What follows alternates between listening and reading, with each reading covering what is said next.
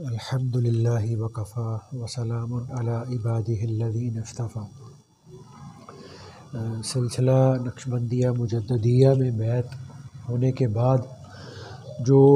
روزانہ کی بنیاد پر معمولات تلقین کیے جاتے ہیں، ان کے اندر ایک معمول صبح اور شام 100 مرتبہ درود پاک پڑھنے کا بھی ہوتا ہے۔ تو آپ صلی اللہ علیہ وآلہ وسلم کے امت پر اس قدر احسانات ہیں کہ ان احسانات کا نہ تو حق ادا ہو سکتا ہے، نہ ہی ان کو شمار کیا جا سکتا ہے۔ تو اس لیے سالک جتنی باقاعدگی اور محبت اور اخلاص سے درود شریف پڑھے وہ کم ہے۔ تو نبی اکرم صلی اللہ علیہ وآلہ وسلم پر درود بھیجنا اولیاء اللہ کا صبح شام کا معمول رہا ہے، اور ہمارے سلسلہ میں عام طور پر جو درود پاک پڑھنے کو تلقین کیا جاتا ہے، ویسے تو کوئی بھی درود پاک پڑھا جا سکتا ہے، تو لیکن ہمارے سلسلے میں جو درود شریف بتایا جاتا ہے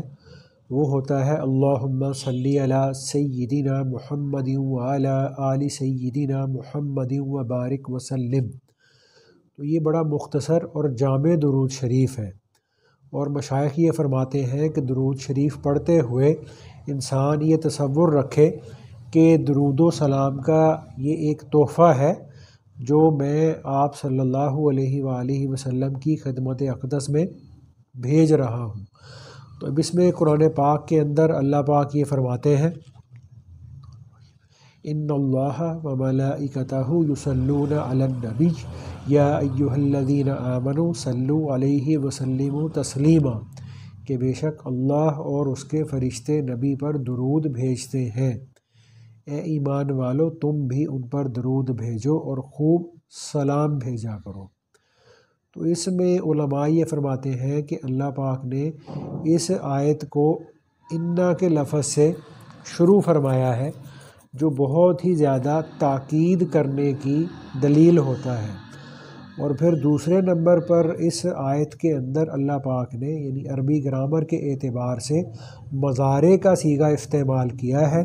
جو کہ استمرار، دوام اور ہمیشگی پر دلالت کیا کرتا ہے۔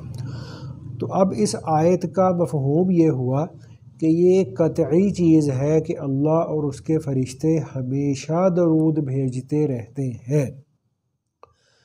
تو آپ صلی اللہ علیہ وآلہ وسلم کے لیے اس سے بڑھ کر عزت افزائی کیا ہوگی کہ اللہ تعالیٰ نے درود بھیجنے کی نسبت پہلے اپنی ذات کی طرف کی،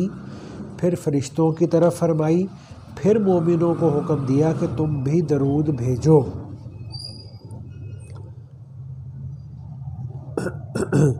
شاہ عبد القادر محدث دہلوی رحمۃ اللہ علیہ نے یہ بات لکھی ہے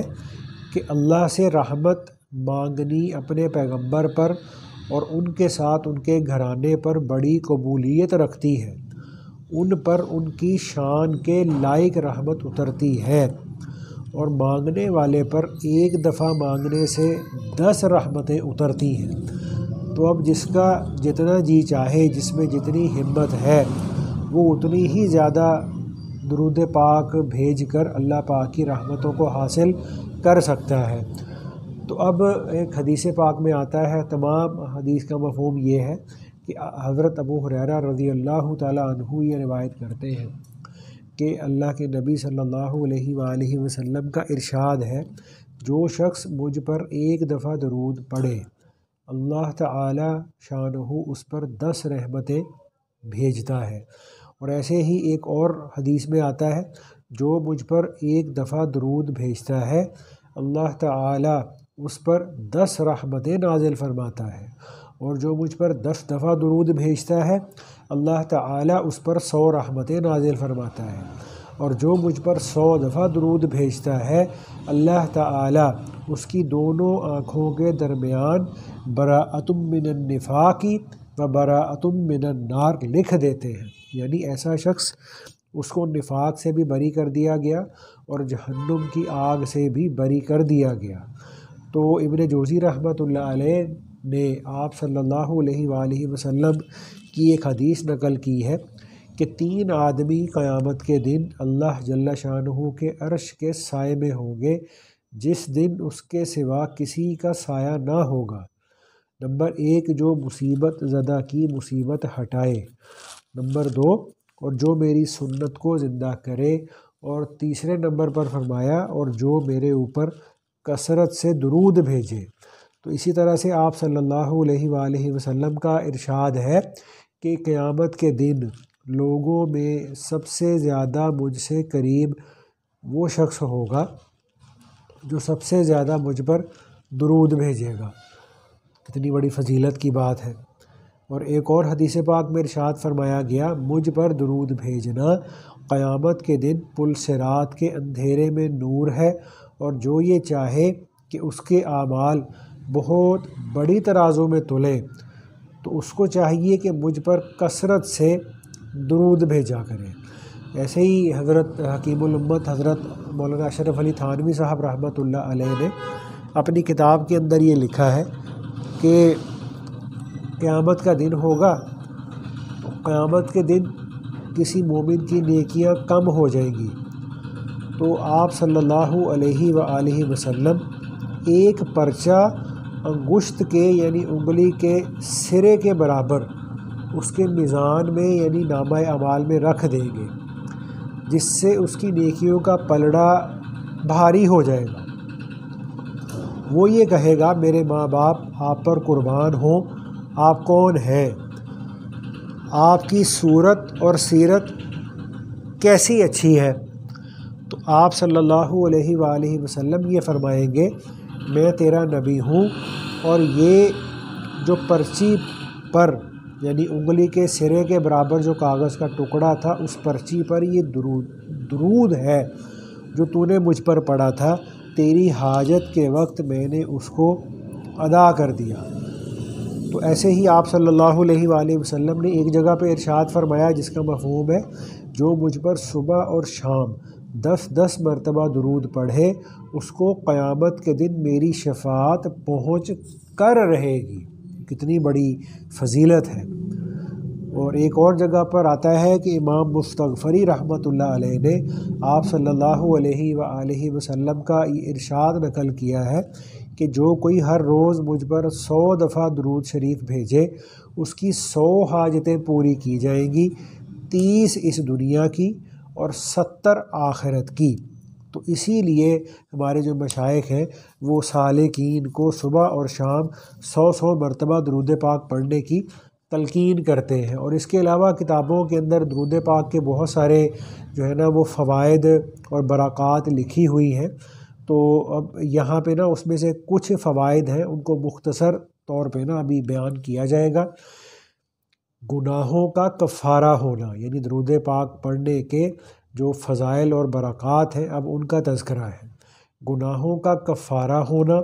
درجات کا بلند ہونا، اعمال کا بڑی ترازو میں تلنا، ثواب کا غلاموں کے آزاد کرنے سے زیادہ ہونا،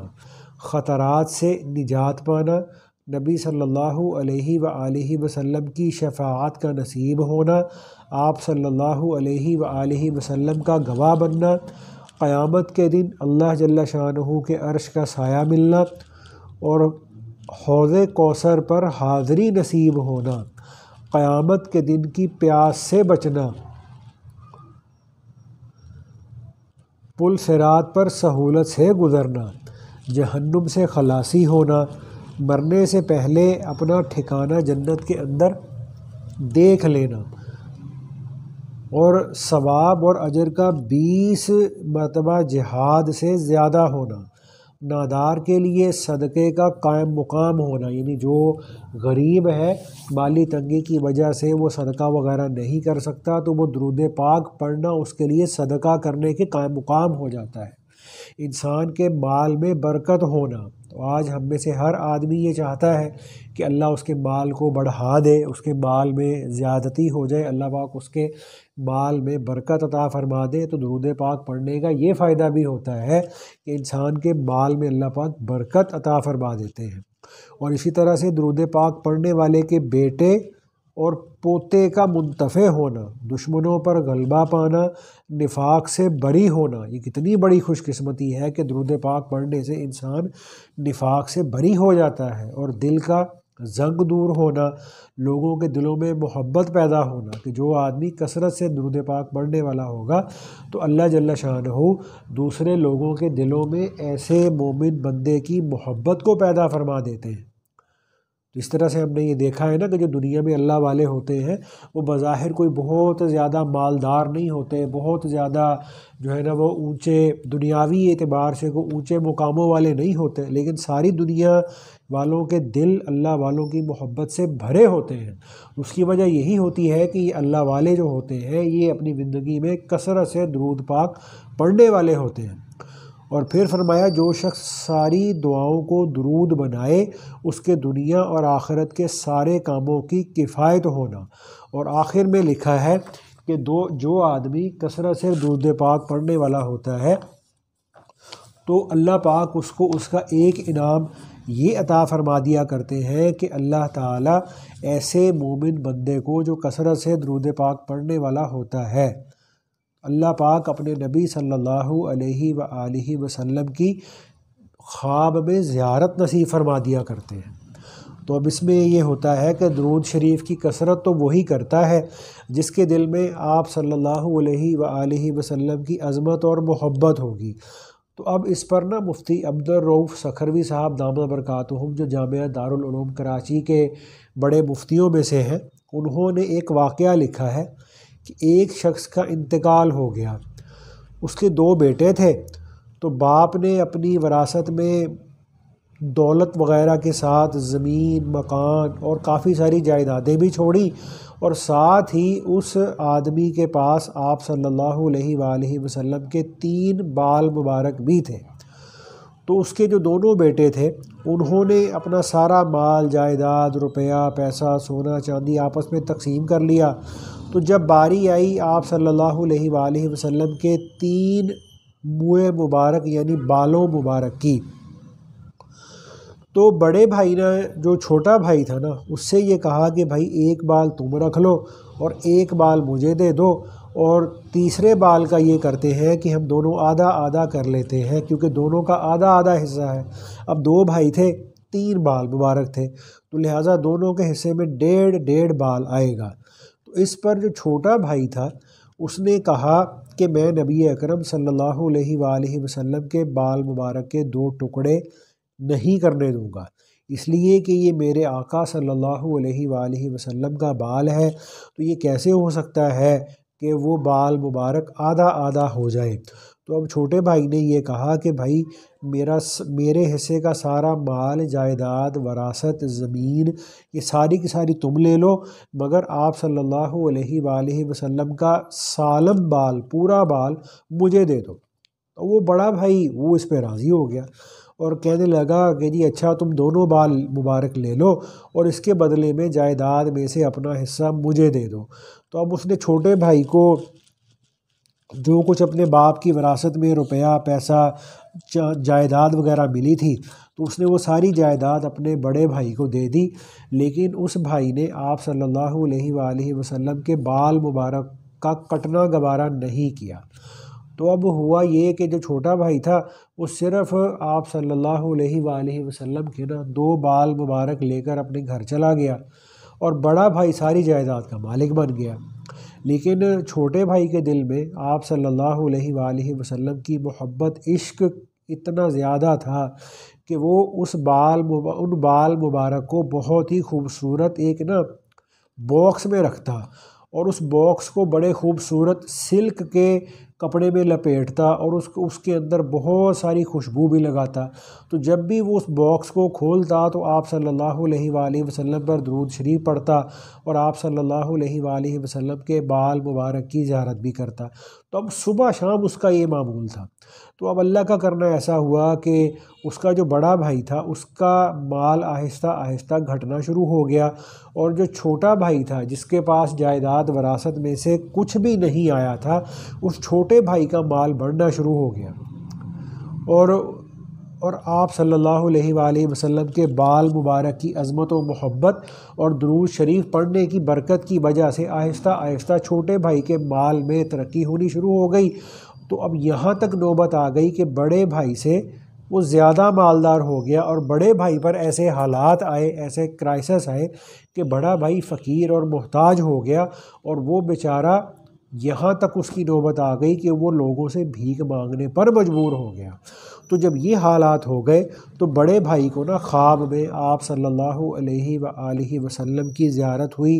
اور اس نے آپ صلی اللہ علیہ وآلہ وسلم کی خدمت میں عرض کیا کہ میری حالت تو ایسی خراب ہو گئی ہے کہ پہلے میں بڑا امیر اور مالدار تھا، اور میرا چھوٹا بھائی بڑا غریب اور نادار تھا۔ اب معاملہ اس کے برعکس ہو گیا ہے کہ میرا چھوٹا بھائی امیر ہو گیا ہے اور میں غریب اور محتاج ہو گیا ہوں، میں کوڑی کوڑی کا محتاج ہو گیا ہوں۔ تو آپ صلی اللہ علیہ وآلہ وسلم نے فرمایا کیوں نہ ہو کہ تمہارے چھوٹے بھائی نے میرے بال کی عزت اور احترام کیا، اور وہ دن رات مجھ پر کثرت سے درود شریف پڑھتا رہتا ہے، تو اس کے طفیل اللہ تعالیٰ نے اس پر فضل فرمایا اور اس کے مال میں برکت عطا کی، اور تو نے میرے بال مبارک کی بے حرمتی کی اور اس کو کاٹنے کے لیے تیار ہوا، تو اس لیے اللہ تعالیٰ کے فضل سے تو محروم ہو گیا۔ اب تیرے لیے اسی میں عافیت ہے کہ تو اپنے اس چھوٹے بھائی کے یہاں جا کر نوکر ہو جا۔ تو جب وہ بڑا بھائی صبح سو کے اٹھا تو اس کو اپنے کیے پر بڑی شرمندگی ہوئی، ندامت ہوئی۔ وہ سوچنے لگا کہ میرا بھائی کتنا عقل مند نکلا کہ وہ آپ صلی اللہ علیہ وآلہ وسلم کے سالم بال مبارک کو لے کر سرخرو ہو گیا، دنیا میں سرخرو ہوا اور آخرت میں بھی انشاءاللہ سرخرو ہوگا، اور میں آپ صلی اللہ علیہ وآلہ وسلم کے بال کی بے اکرامی اور ناقدری کر کے دنیا میں بھی مال و دولت سے محروم ہو گیا، اور نہ جانے آخرت میں میرا کیا ہوگا۔ تو پھر اس بڑے بھائی نے توبہ کی اور اپنے چھوٹے بھائی کے ہاں جا کر نوکری اختیار کی۔ تو یہ واقعہ فضائل درود شریف کے اندر بھی لکھا ہوا ہے۔ تو یہ درود شریف پڑھنے اور آپ صلی اللہ علیہ وآلہ وسلم کے بال مبارک کے احترام کی برکت تھی کہ جس کی وجہ سے چھوٹے بھائی کے اوپر اللہ جل شانہ کا اتنا فضل و انعام اور احسان ہو گیا۔ تو اب اس میں ایک آخری واقعہ ہے کہ ہمارے سلسلہ چشتیہ کے ایک بہت بڑے بزرگ تھے ڈاکٹر حفیظ اللہ مہاجر مدنی رحمۃ اللہ علیہ۔ تو یہ سکھر میں ہوتے تھے، تو پھر مدینہ منورہ ہجرت کر کے چلے گئے اور وہاں 5 سال زندہ رہے، اور وہیں جنت البقیع کے اندر اس وقت ان کی قبر ہے۔ تو اب انہوں نے یہ واقعہ سنایا، اور سنایا کس کو؟ اس کے راوی ہیں مفتی عبدالرؤف سکھروی صاحب، جامعہ دارالعلوم کراچی کے جو بڑے مفتی ہیں۔ تو وہ یہ فرماتے ہیں کہ پاکستان میں ایک پائلٹ تھا، غالباً PIA کے اندر، اور اس پائلٹ کو اللہ پاک نے یہ توفیق عطا فرمائی تھی کہ وہ بہت کثرت سے درود شریف پڑھتا تھا۔ تو اب چونکہ ان کو اس چیز کا تھوڑا شوق تھا کہ میں زیادہ سے زیادہ درود پاک اپنی اس مختصر زندگی میں پڑھ لوں، درود پاک کا اپنی آخرت کے اعتبار سے زیادہ ذخیرہ جمع کر لوں، تو جب وہ درود شریف پڑھتے تھے تو درود شریف کو کثرت سے پڑھنے کی حرص میں وہ پڑھا کرتے تھے صلی اللہ علیہ وسلم، جبکہ پڑھنا چاہیے تھا صلی اللہ علیہ وآلہ وسلم، تو وہ پڑھتے تھے صلی اللہ علیہ بس، یعنی پڑھنا چاہیے تھا صلی اللہ علیہ وآلہ وسلم، لیکن وہ زیادہ پڑھنے کی حرص میں وہ پڑھا کرتے تھے صلی اللہ علیہ، یعنی آدھا درود شریف پڑھتے تھے۔ تو اب اس آدھا درود شریف پڑھنے میں کیا تھا کہ انہوں نے آپ صلی اللہ علیہ وآلہ وسلم کے اہل بیت کو درود پاک کے اندر شامل نہیں کیا ہوا تھا۔ تو انہوں نے آپ صلی اللہ علیہ وآلہ وسلم کے اہل بیت کو درود و سلام سے محروم کیا ہوا تھا، اور وہ پائلٹ یہ سمجھتے تھے کہ اس طرح درود شریف پڑھنے سے زیادہ درود شریف ہو جائے گا۔ تو وہ کہتے ہیں کہ ایک دن میں نے خواب دیکھا کہ میں مدینہ منورہ کے اندر ہوں اور جنت البقیع کی طرف جا رہا ہوں۔ تو وہ کہتے ہیں کہ جیسے ہی میں جنت البقیع میں داخل ہوا تو سامنے ہی اہل بیت اور ازواج مطہرات کے مزارات ہیں، جہاں حضرت عائشہ صدیقہ رضی اللہ تعالی عنہا بھی آرام فرما ہے۔ وہ کہتے ہیں کہ میں دروازے سے داخل ہوا تو کیا دیکھتا ہوں کہ درمیان میں ایک میز رکھی ہوئی ہے اور اس پر ایک ٹیلی فون رکھا ہوا ہے اور اس کی گھنٹی بج رہی ہے۔ میں آگے بڑھتا ہوں اور ٹیلی فون اٹھا کر اپنے کان سے لگاتا ہوں تو آواز کیا آتی ہے فون میں کہ